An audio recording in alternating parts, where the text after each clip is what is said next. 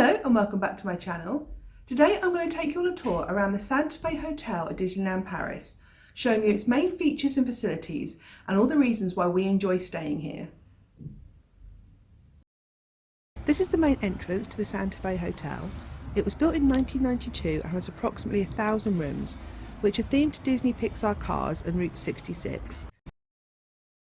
Just over here is where the bus drops off if you're coming from the park. And over there is where the bus picks up from to take you to the park. In the top right you can see the security office. You have to go through the barrier here to get into the hotel complex. On the left you can see the Esso garage, which is just outside the hotel, and it sells things like drinks, snacks and essentials. This is the hotel reception where you can book in and get your room allocation. This area is usually really busy, but it's quiet right now, probably because it's 8:30 in the evening and everyone's already checked in for the day. This desk is where you can make meal reservations and hire a kettle, request more pillows and that sort of thing. In the morning this is where the character photos are. It gets very busy very quickly. Santa Fe is one of the two Disney budget hotels along with the Hotel Cheyenne. We've stayed at Sequoia Lodge before, and to be honest I'm not sure it's worth the extra money just for somewhere to sleep. And if you stay at somewhere like Sequoia or Newport Bay, you also have to have the upgraded meal plan. I've looked at some of the Disney partner hotels, which are a little bit further away from the park, but they were still more expensive than the Disney's budget hotels, and they don't have the Disney theming.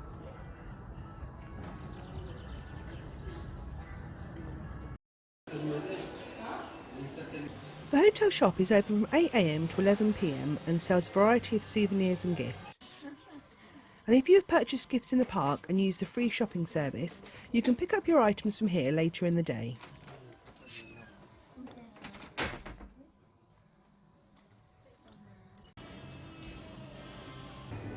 There is an on-site Starbucks selling all the usual beverages.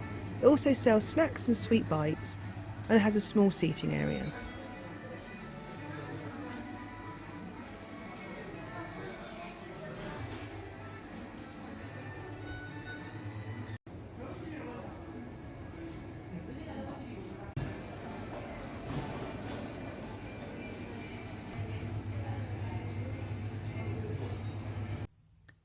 This is our room.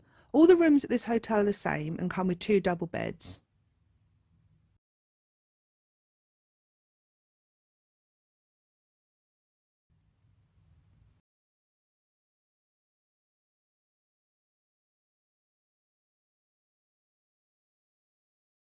We've also requested a cot for Jess, and it looks to be in pretty good condition.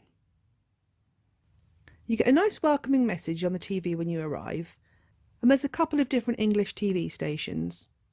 The beds are pretty comfortable, and we ordered more pillows from reception and they were delivered straight away. We stayed in March, and although the duvets are pretty thin, they were warm enough, and you can always order extra blankets from reception. It's not a huge room, but it's big enough for us. We've managed to fit 4 suitcases, a buggy and 4 people in here.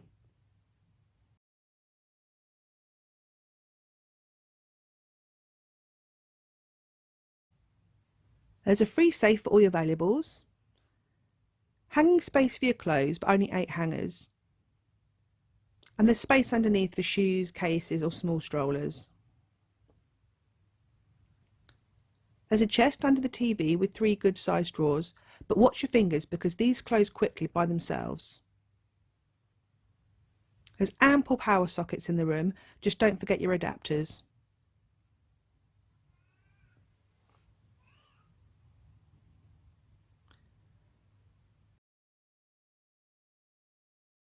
The only thing I don't like about this room is the bed frame has very hard corners, and because the mattress doesn't cover it, you'll probably end up whacking your shins at least once, and it's not great for toddlers. Standard size bathroom. Got a couple of plastic cups, small hand towel and some soap, which they'll replace if you use it. Tissues, spare toilet rolls and some sanitary bags. We've got 4 bath towels, but I would say they're very small and they're not overly plush. There's a shower over the bath which has surprisingly good pressure, and if you turn the tap on fully, the shower head spins round in circles, everyone gets wet. complimentary bottles of shampoo and body wash,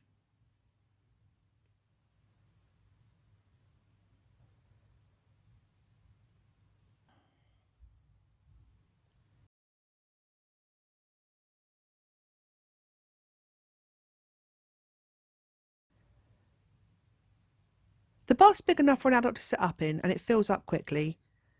You leave your used towels in the bath and the housekeeping will replace them in the morning.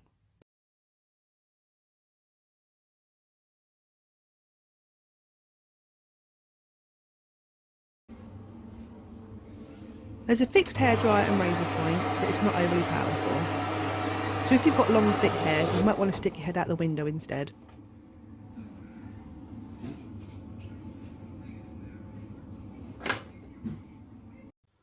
We paid extra for a room which was closer to reception and the main facilities. You can also pay extra for a riverside room which is nearer the park walkway.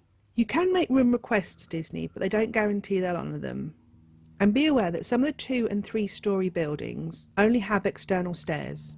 And as we found last year, they're a bit of a nightmare to get up and down with the buggy when it's cold, icy, or in the middle of the night when it's dark.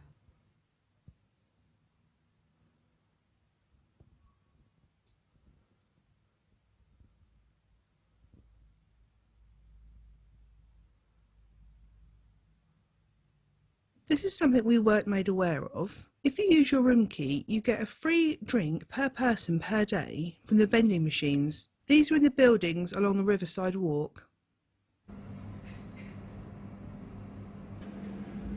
The machine's got a good variety of hot drinks.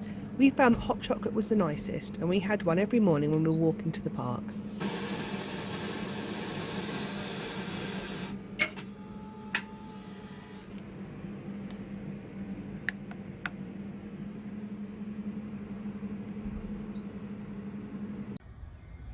If you don't feel like waiting for the bus, at the back of the hotel is a walkway to the park.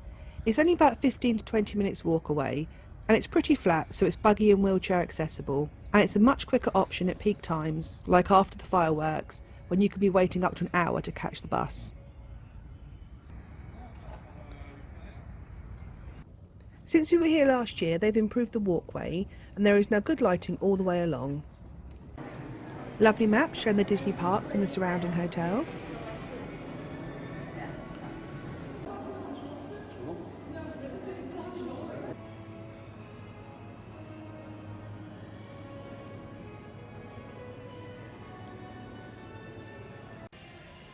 The Rio Grande Bar is open from 4:30 p.m. to 1 a.m. and sells cocktails, snacks and hot and cold drinks.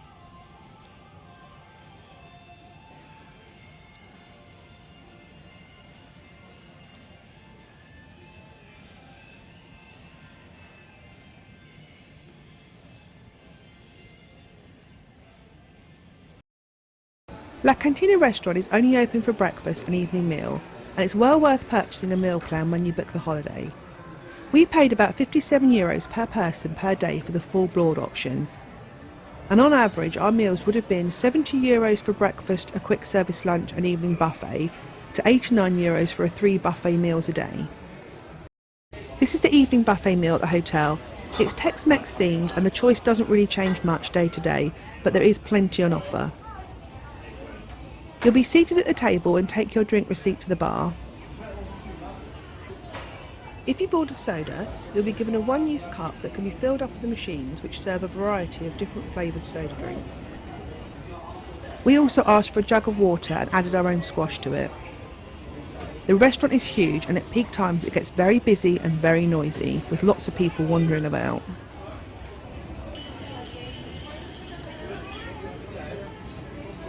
The food stations are laid out in different courses, like salad bar, hot food, desserts and that sort of thing, and you can eat as much as you want.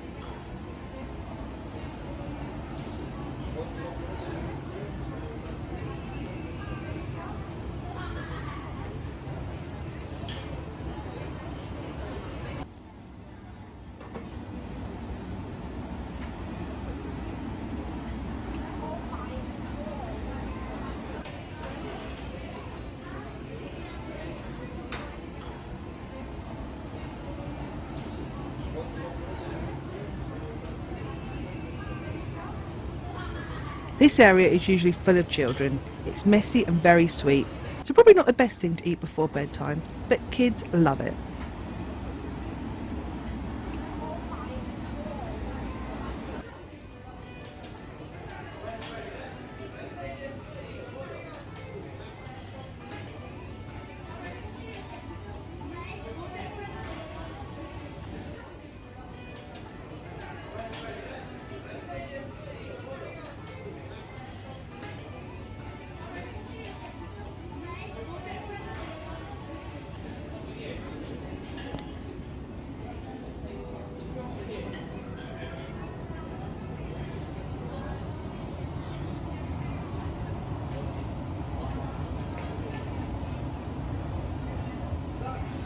Staff are constantly replenishing the food, and it's usually hot, and we've always found something that we like.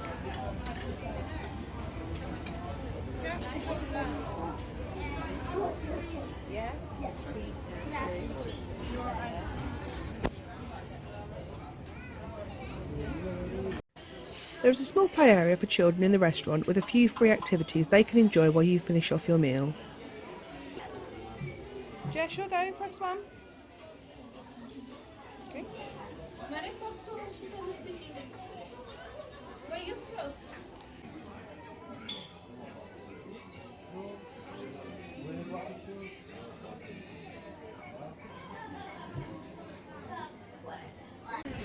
We've come for breakfast at 7 AM and it's going to be very busy for the next 2 hours because people want to make the most of magic hours.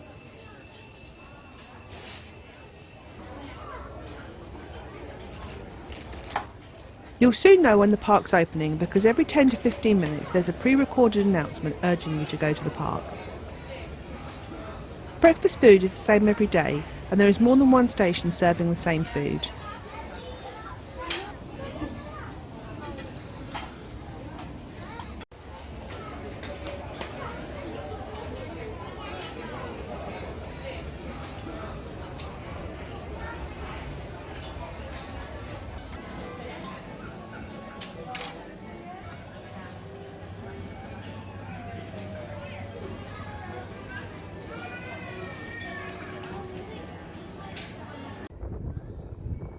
This is the hotel at night, and on the left you can just see some of the fireworks from the park.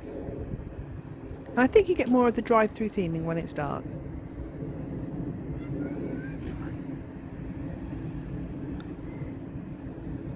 This is where you pick up or drop off your luggage for the Disney Express service. You can leave your bags here if you haven't paid for the Express service, but you will have to come back and take your bags to the station yourself. The Disney Express transport leaves promptly at 11 o'clock, as we found out last year. If you miss it, you'll have to take your own luggage over. I hope you found this video useful. If you did, please give it a like. Don't forget to subscribe to my channel to see more from me. And if you'd like to see more now, click one of these videos. And we'll see you again soon. Bye.